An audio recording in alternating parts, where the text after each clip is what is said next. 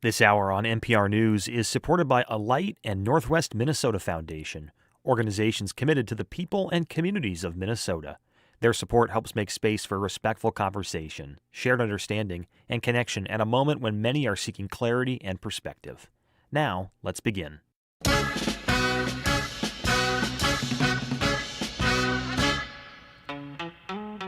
Good evening. I'm Catharine Richert. You're listening to NPR News. You could be excused for not tracking the escalating tensions and rhetoric playing out between the U.S. and Cuba.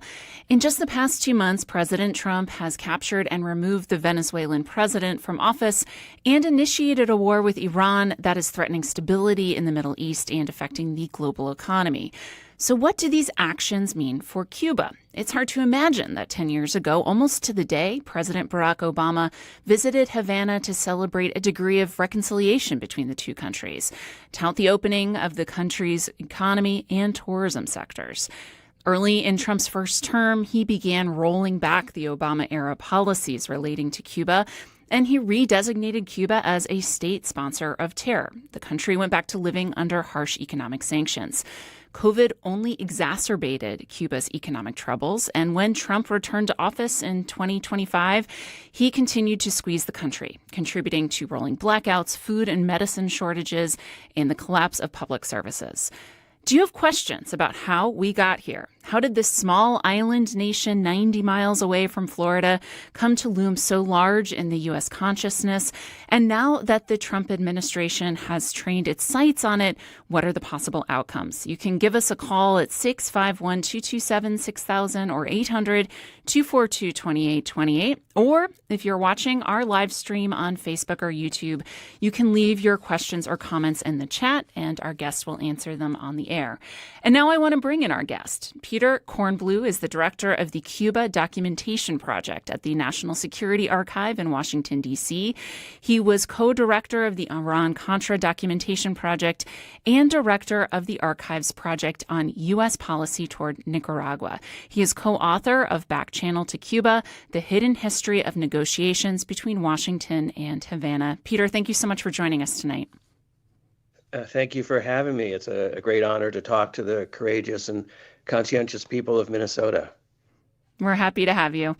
So just to start, could you get us up to speed on the current U.S.-Cuba negotiations, along with some of this rhetoric that we've been hearing from the Trump administration?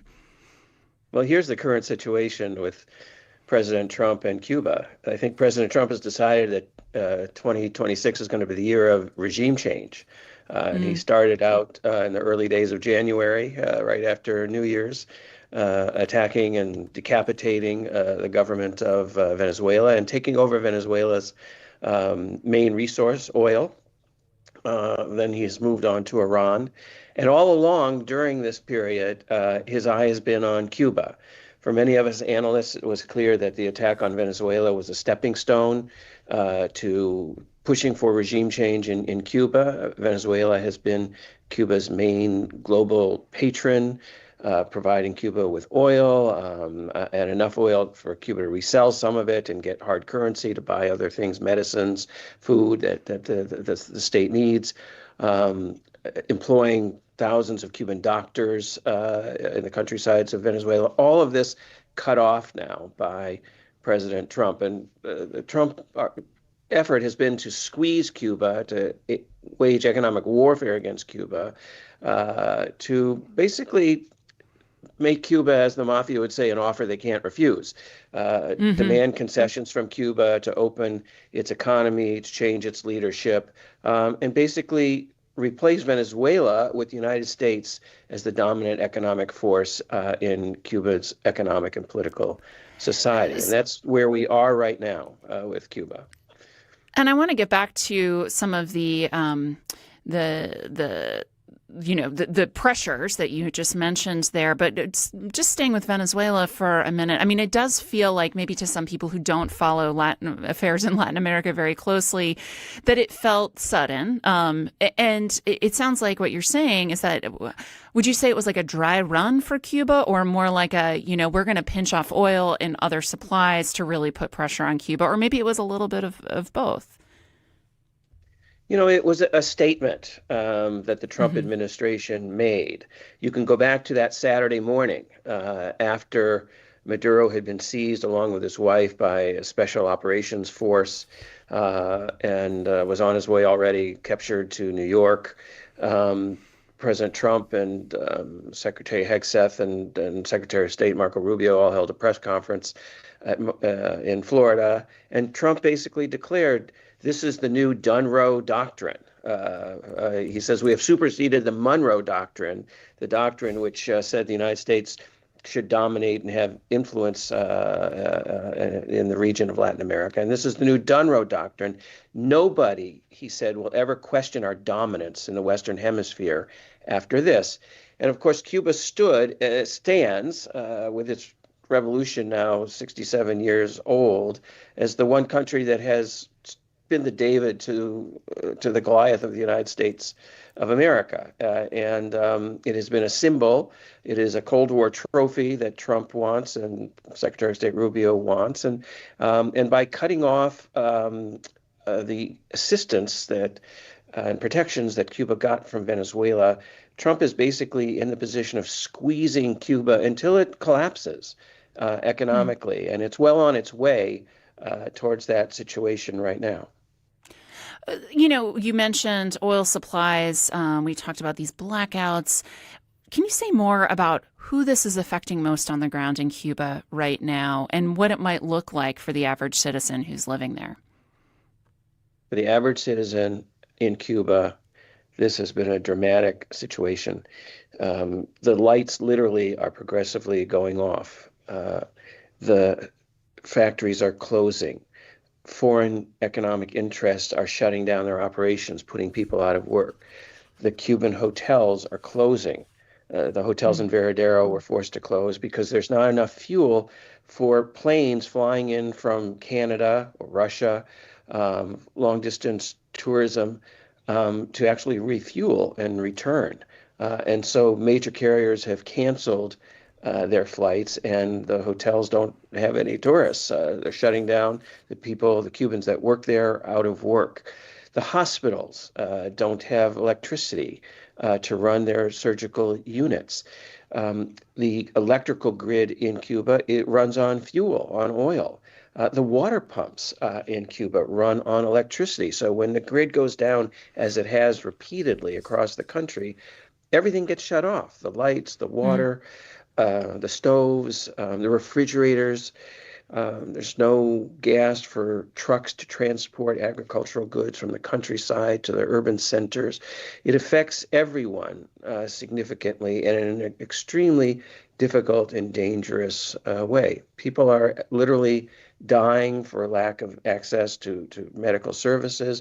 Doctors can't get to the hospitals, and babies are who are on incubators. You can imagine how desperate that is when the electricity goes off. So it is a humanitarian crisis of significant proportions that President Trump is implementing solely for the purpose of pressuring the Cuban government to essentially capitulate to his demands for regime change. Now, can you say more about Secretary of State Marco Rubio's role in all of this? He is from Florida. Obviously, the Cuban American community has been very supportive of him as a politician over the years.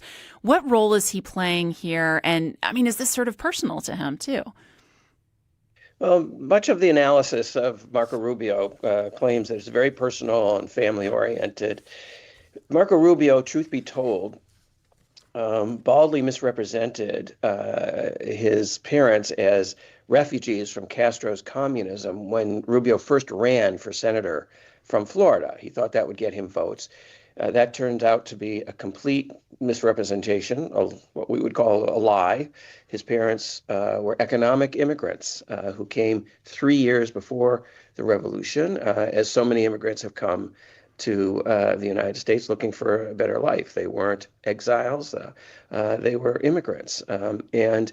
But Rubio did grow up in a milieu in Florida. He was born in Miami. He's never been to Cuba. He grew up in the Miami politics of the Cuban American community, which is dominated by very hardline voices. And he's built his complete political trajectory to this point on pushing to roll back the Cuban Revolution. He is not only Secretary of State, people forget he's also National Security Advisor to the president.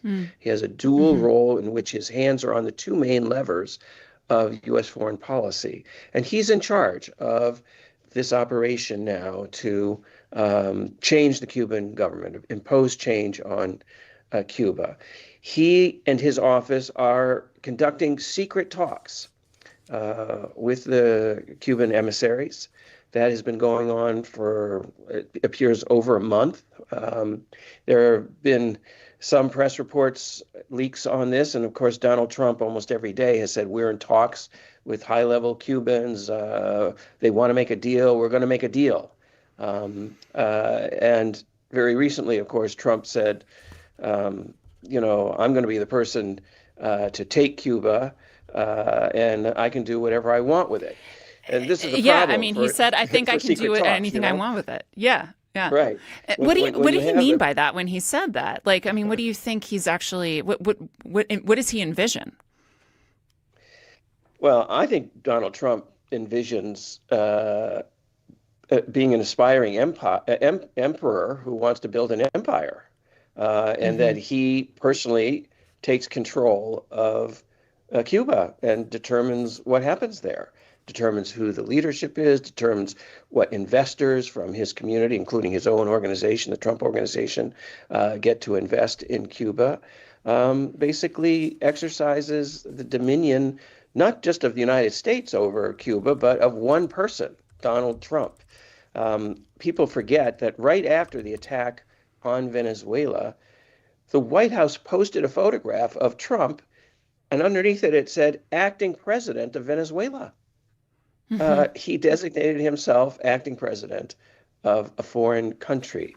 And I personally, as a historian of secret talks between the United States and Cuba that go all the way back to the Eisenhower administration, the Kennedy administration, Kissinger, Carter, Clinton, all engaged in secret talks before Obama came along and actually used secret diplomacy to arrive at a rapprochement with Cuba.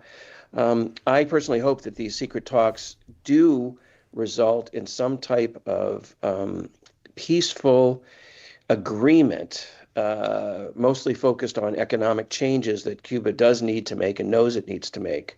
But, in the case of both Iran and Venezuela, President Trump and his team were in secret talks with the Maduro government and with the Iranians when Trump ordered attacks on those countries. So it's a very capricious, difficult, and dangerous situation for the Caribbean region, and certainly for Cuba itself.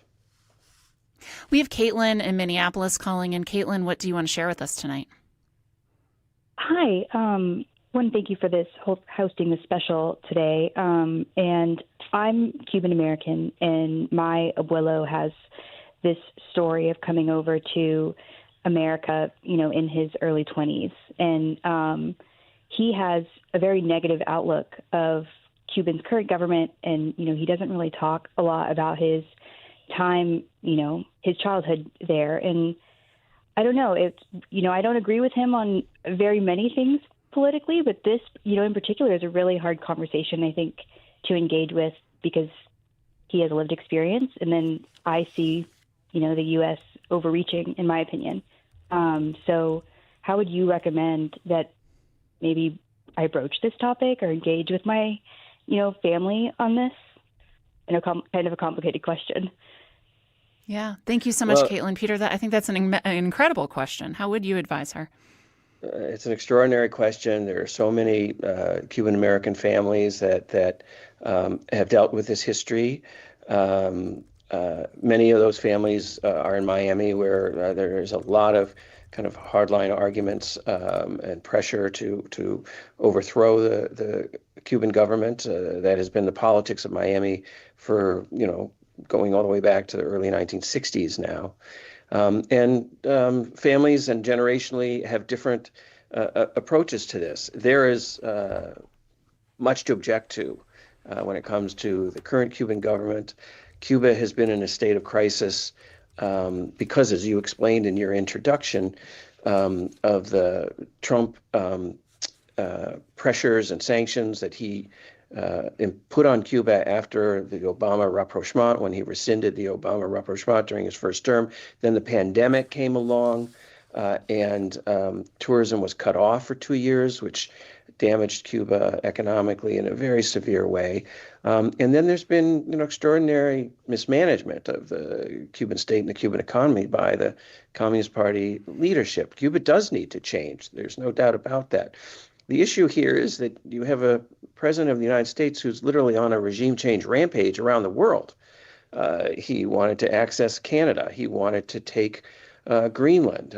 He announced on the first day of his presidency that he was going to go after the Panama Canal Zone. There are a lot of countries around the world that are worried about him, but Cuba really faces a real threat. It has a long history that predates the Cold War, predates the revolution, of the United States of America looking upon Cuba as a country that the U.S. should possess. And that goes all the way back to the early 1800s.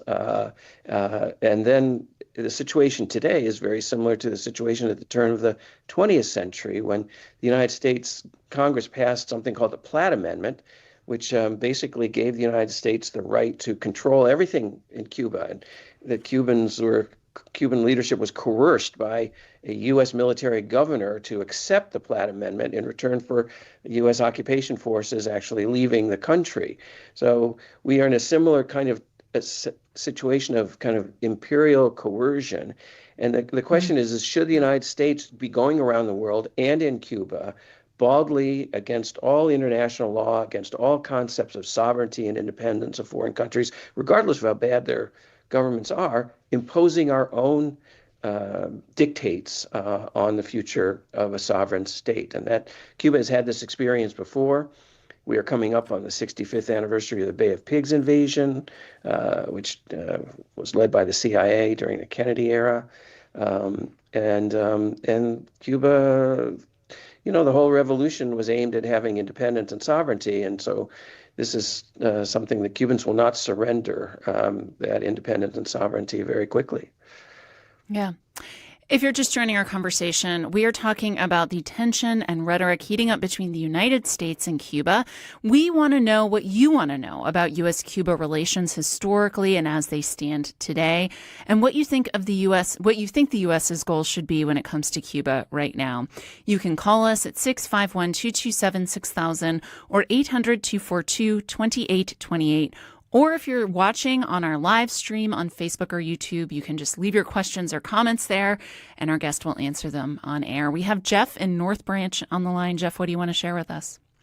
Well, because of our history with Cuba as oppressing and treacherous toward them for more than 100 years, and especially oppressive the past 65 years, under embargoes, I don't think we can be trusted to do a damn thing with them, especially with this current administration. Now, if we had a USAID, it would be nice to foster assistance, welfare, economic support. But our current administration doesn't believe in any of that. They want ownership. And I'm afraid we've done that before with Cuba, and it wound up being a tyrannical rule that they didn't benefit from at all. So I don't think they'll benefit from any intervention promoted by America. Thanks so much, Jeff. I mean, this does bring to mind a question that I've been thinking about, Peter, which is how effective these sanctions that the Trump administration has been using, not just recently, but sort of, over the course of a couple administrations have been in pressuring Cuba. I mean, do you have a sense of how successful, I guess, that part of Trump's plan has been?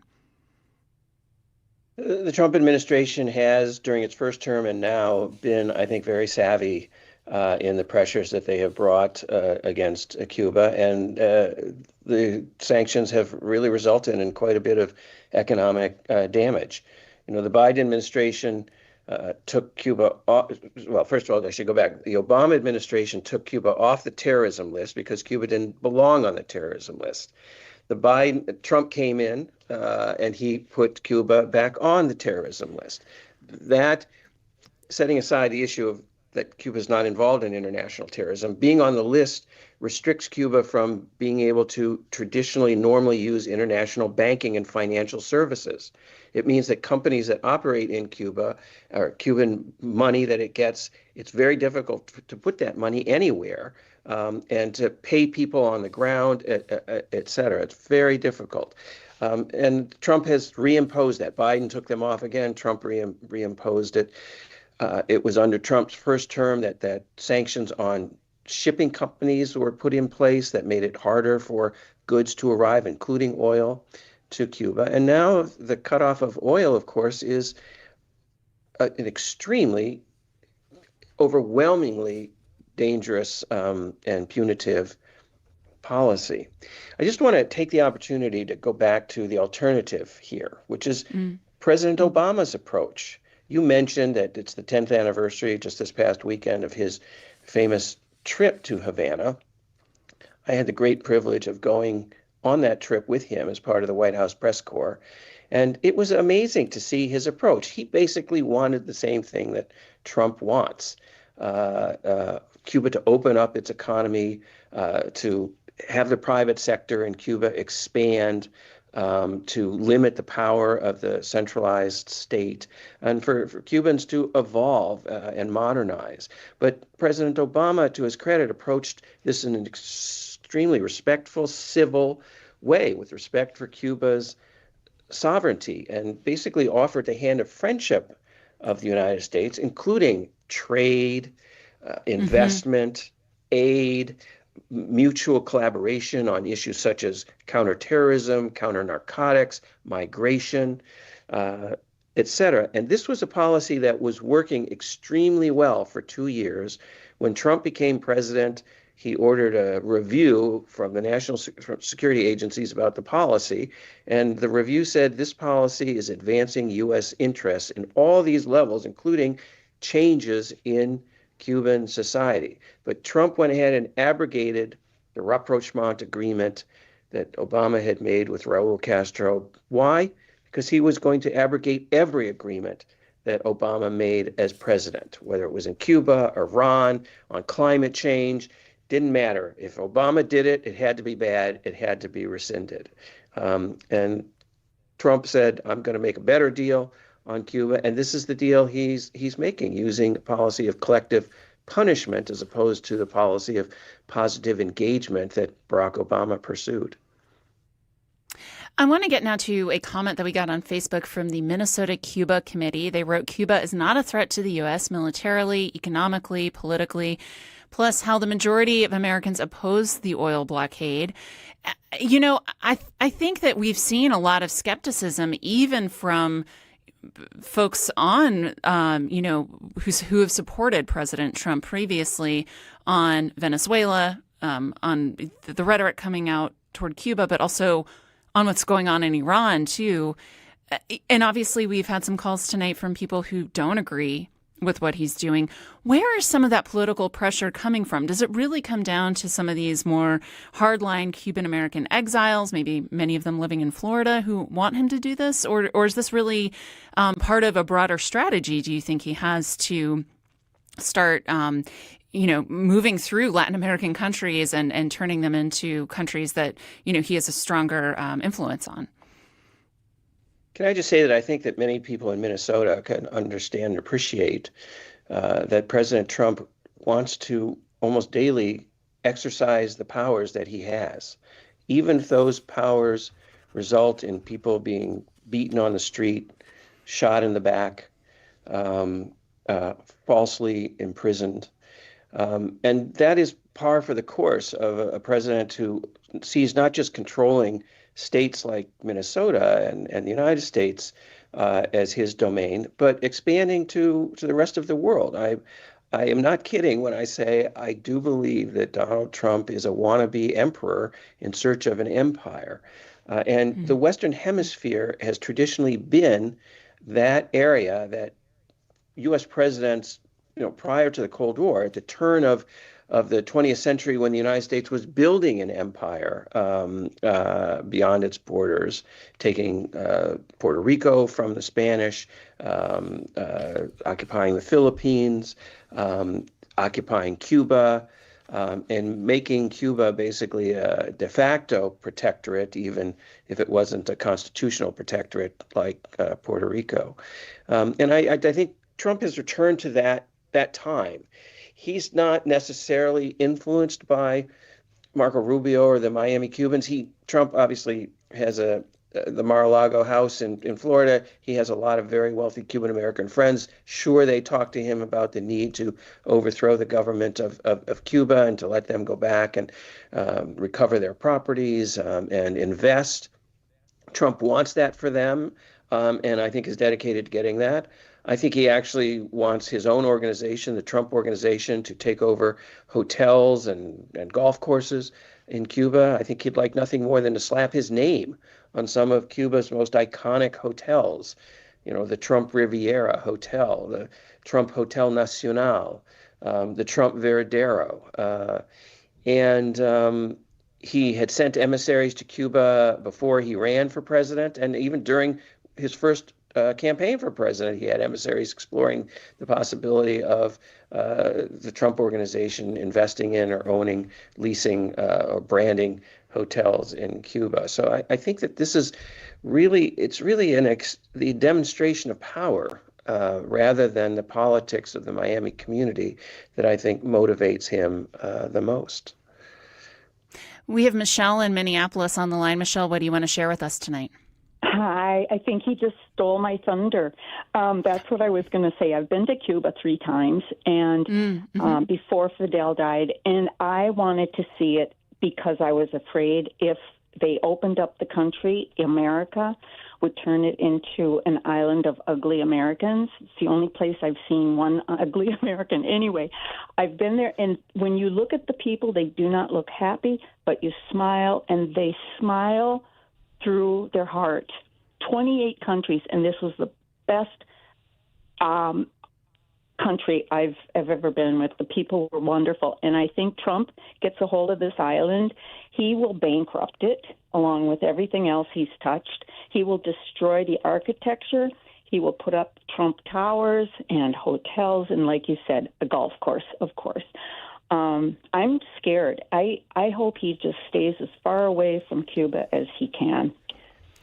Michelle, if I can ask you, when did you go to Cuba? What periods of your life were you there, and when were you there most recently? The last time I went was 2016 with my friend. She talked herself into coming with me, and then I was in Cuba probably 4 years, probably in around 2015, and then maybe 2010. I think that's about it. All of my trips were before the 2016. So 2016 and before. So, And Peter, that 2016 was around the time that some of those tourism restrictions started to loosen up too. This was part of the relationship that Obama was building. Yeah. 10 years ago. How is that? Yeah. Go ahead. Sorry. Well, 10 years ago, President Obama was trying to consolidate the rapprochement, the normalization of relations with Cuba that he had secretly negotiated with Raul Castro's emissaries. And he made a few changes that were extremely important. He restored normal commercial air travel to Cuba. Before that, you had to go to Cuba on a charter flight, and many people flew through other countries, through Canada, Jamaica, through Mexico. But President Obama said, U.S. citizens are the best ambassadors. They're the best economic drivers. The more people that can go, the more general influence and camaraderie and changes there'll be. more stimulus to the Cuban private sector that's expanding around the tourist sector if U.S. citizens are allowed to go. So he facilitated for the first time normal travel to Cuba. Trump has progressively cut back on that. Of course, his damaging sanctions and the cutoff of oil is limiting all sorts of tourism, because who wants to go to a country where there's no electricity and lights go off and it's hard to get water and there's no gas to take a taxi and all those things. And so progressively over these last weeks since January, we've seen this amazing decline, extraordinary decline of people actually coming from abroad and from the United States to Cuba. I should say that Cuba is a country that is economically bankrupt at this point. It does need foreign investment and external support in order to recover. Normal relations with the United States is the most important driver of that recovery. Donald Trump does not show any real inclination to have a humane approach to this issue. He is contributing significantly to the crisis right now, when in fact, if he just treated Cuba as a sovereign state, many of the things that he wants could be negotiated as openly or through back channel discussions.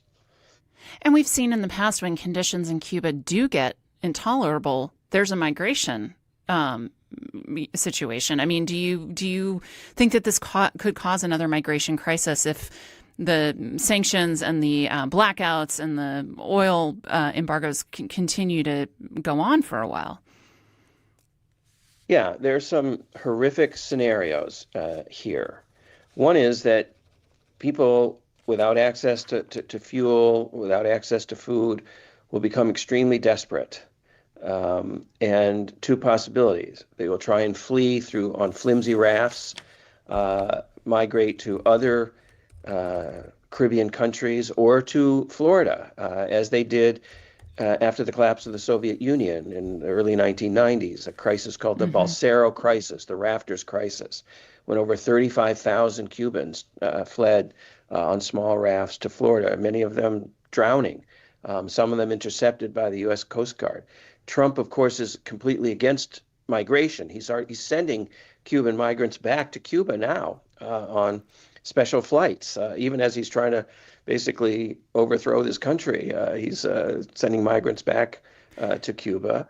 So, that is a horrific scenario. Another scenario is that people start to rebel. There's civil unrest in Cuba, and people get killed in this unrest, which will create, I think, extreme pressures from Florida. Not that Trump even needs pressure to use that as a justification to intervene militarily in Cuba, something that I don't think is in the interest of the Cuban people or the interest of the U.S. people. We have Greg in Minneapolis on the line. Greg, what do you want to share? I wanted to ask the question, why does the media in the United States portray the negotiations as that the negotiations are valid, that the United States wants to change the president of Cuba, wants to have him step down? Isn't this obviously against international law? And why doesn't the media make that claim that it's against international law, and what the United States is demanding is unlawful?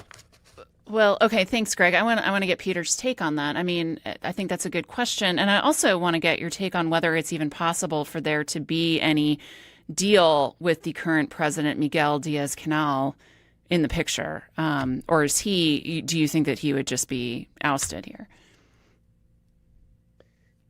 Well, the issue on international law is an important one, and nothing the United States has done in Venezuela or in Iran fits under the rubric of international law. After the attack on Venezuela and the kidnapping, essentially, of its president, by U.S. Special Forces, Trump was asked about international law, and he quite openly said, I don't really need international law. It doesn't apply to me. All I need is what's in my head, in my mind, and my own morality is basically my law.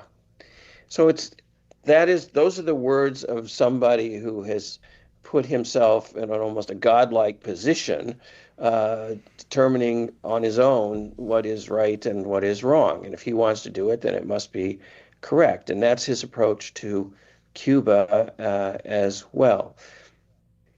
We know about the demand that the president of Cuba step aside as part of a negotiated deal with the United States, because somebody on the U.S. side leaked this to the New York Times.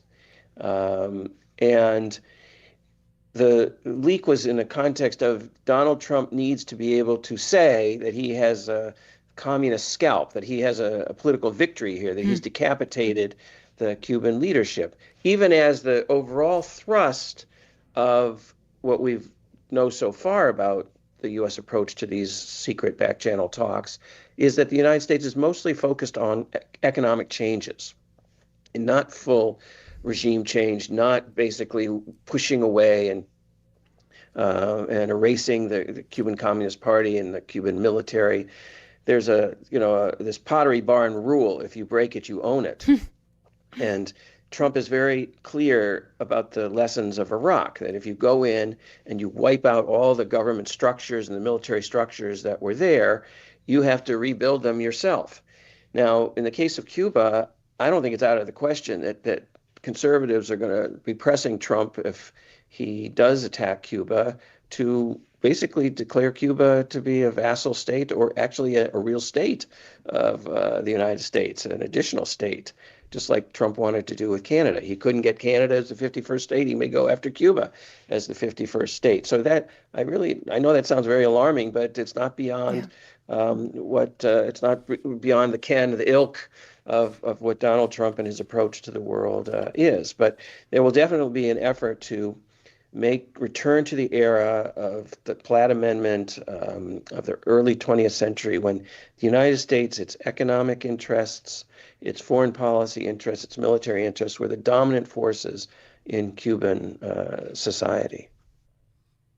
If you're just joining our conversation, we're talking tonight about tension heating up between the United States and Cuba. What do you want to know about U.S.-Cuba relations historically as they stand today? What do you think the U.S.'s goals should be when it comes to Cuba right now? You can give us a call at 651-227-6000 or 800-242-2828. And if you happen to be watching our live stream on Facebook or on YouTube, you can just leave a comment and we will respond to it on the air. So going back to what might happen next, Peter, who would the Trump administration maybe want to see in charge in Cuba? And I understand that maybe there have been some discussions between Raul Castro's grandson and Marco Rubio. I mean, does the Castro family still have any political sway there? The Castro family has significant political sway, and I would argue to you that Raul Castro, the surviving Castro brother, who is one of the few remaining Cubans alive today that were on the yacht, that the boat that Fidel Castro purchased and sailed from Mexico to the coast of Cuba in 1956 to start the revolution, and went into the mountains. Raul Castro still has the historical cachet of the ultimate decision maker in Cuba, and his family, Castros, are still an elite political force that I think are the dominant decision makers. It's hard to know what really the power of the president, Miguel Diaz-Canel, is. He's also Secretary General of the Communist Party. It's just, Cuba's not transparent. It's just very, very hard to know. Yes, the people around Raul Castro, his son, Alejandro, who was the secret negotiator with Obama's team 12 or 14 years ago, and now the grandson, Raulito, he's called, Raul Guillermo Rodriguez Castro, who is a kind of an international jet setter, young, 41 years old, much more modern and international. Obviously, he's not a member of the government. He's not a member of the Communist Party. And he is the person that so far we know the Rubio team is talking to. Would he emerge as a key leader in some type of political change? Who's to say? There are other young Cuban ministers, some of them related to Raul Castro. They might be leaders as well. And then there's a whole kind of community of Cuban Americans in Florida who will be pressing Trump to let them return and take over the country politically. So I do think that so far what we know is a kind of a patient, methodical approach. Pressure Cuba, squeeze Cuba till it's almost on the verge of collapse, and force Cuba into concessions, mostly focused on economic liberalization that Trump wants, with an eye towards that liberalization eventually translating into political change in Cuba. This is not altogether different than what Obama was seeking, but Obama was willing to do it through civil, respectful negotiations and positive engagement. Trump is doing it through hostile engagement, through collective punishment of the entire Cuban society. This is a humanitarian crime being visited upon all of the Cuban people, and it's not representative, I think, of who we are as a country and what our foreign policy should be. And yet it's now becoming the model of Trump's exercise of power in smaller states like Cuba and even large states around the world. We have Eric in Minneapolis with us. Eric, what's on your mind tonight? So just quickly, what even threat does Cuba pose to the United States? Had Obama's protocols played out, and now why is Trump doing what he's doing? What's the threat that Cuba poses to the United States? Cuba doesn't pose any threat to the United States. And I would argue to you, and I'm a historian of all the kind of conflict and antagonism of U.S.-Cuban relations. We've done books in my office on the Cuban Missile Crisis, on the Bay of Pigs invasion, on the assassination plots. Cuba's, main issue for the United States is that the revolution made it independent of U.S. foreign policy control in the Western Hemisphere. It created a model for revolution, and for the left in the early years of the 60s. It's no longer a model in any way, shape, or form, but it was in the 60s. There was a lot of resentment to U.S. control over the region in many Latin American countries, and the Cuban Revolution stimulated even more of that. And so for that reason, really, U.S. officials began to oppose the revolution. We didn't want to see Cuba have relations with the Soviet Union, even economic relations, let alone military relations. But as our policies got more hostile and aggressive towards Cuba, Cuba took the rational decision of seeking support and alliances with other states like the Soviet Union. And that created an even more of a tension. Right now, the only argument that the Trump administration has of a threat from Cuba is the fact that because of our antagonism, Cuba has had relations, intelligence relations with China and Russia. There's a big argument about how substantive the spying facilities that China and Russia might have on the island actually are. Trump just in late January issued an executive order claiming Cuba was a huge threat to the United States. It should expel all of these, and the United States wanted to expel all of these foreign influences. But, spying is often considered the second oldest, human profession. It's something that all countries do, including our country. And it's not new that Cuba has a relationship with Russia, for instance. This has been the case for some time. But what's missing from the discussion is that when you compare Cuba to all the other countries in the region, Cuba is such in some ways a better friend to the United States. Cuba is not sending drugs to the United States. Cuba is not a transfer point like Jamaica or Mexico or Venezuela or wherever for drugs heading to Europe or to the United States. There is really no cartels in Cuba. Cuba, as was demonstrated with the relations with the Obama administration, is perfectly willing to have friendly relations, to work on migration, to work on counter-narcotics, to work on counterterrorism. Those were relations that worked well. Cuba has tolerated this foreign base on its soil, the Guantanamo naval base, which the United States simply stole, appropriated at the turn of the 20th century as part of the neo-colonialization, if you will, of Cuba as it emerged as a republic after the end of the Spanish-American War. And that base is still there, and Cuba is not happy about it, but it hasn't made an issue about it. So I think Cuba is willing to open its doors to foreign investment. It wants positive talks with the United States and positive relations, and it has wanted that for a long, long time. If you look at our book, Back Channel to Cuba.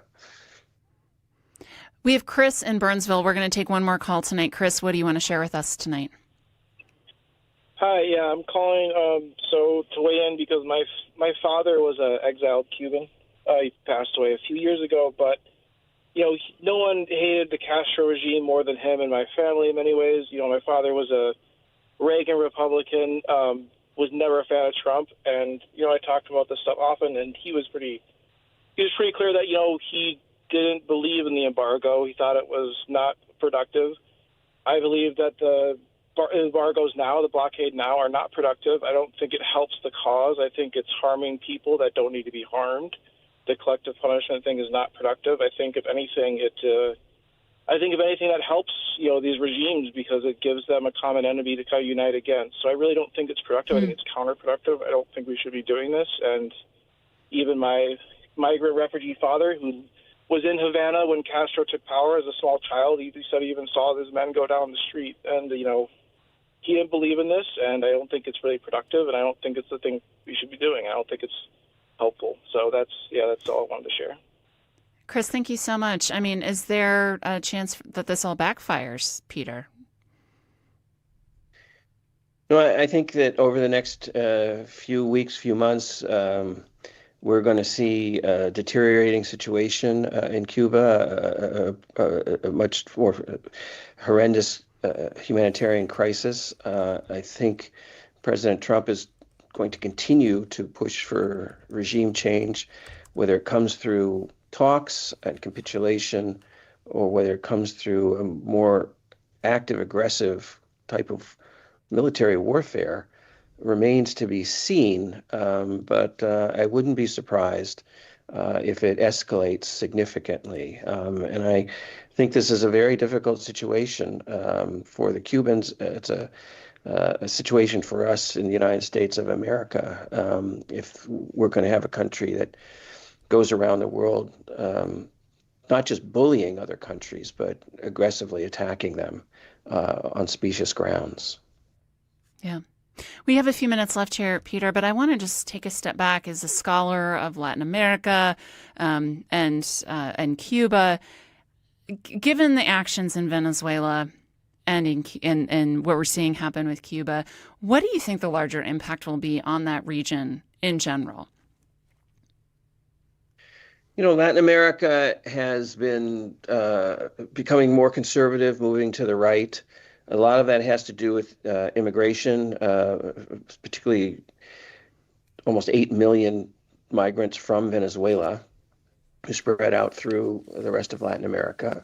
Crime and immigration has been a political argument and force in the politics of significant countries throughout the region, just as it has been in our country. I think that a number of Latin American leaders are pretty astounded by what happened in Venezuela and the possibility that could similarly happen in their countries. You have a United States of America that is once again ignoring international law, asserting not just its sphere of influence over the Latin American region, but its sphere of intimidation and dominance. And President Trump has openly said this. in the hours after the attack on Venezuela, he said, nobody will question our dominance in the Western Hemisphere after this. This is the Dunroe Doctrine. And his new national security strategies, national security doctrine, officially states the United States must be the dominant force in Latin America. So the emperor who wants to build an empire is very targeted and focused on Latin America. He started in Venezuela. He wants the trophy of Cuba, and it's not likely that he'll actually stop there. Where do you think he might go next?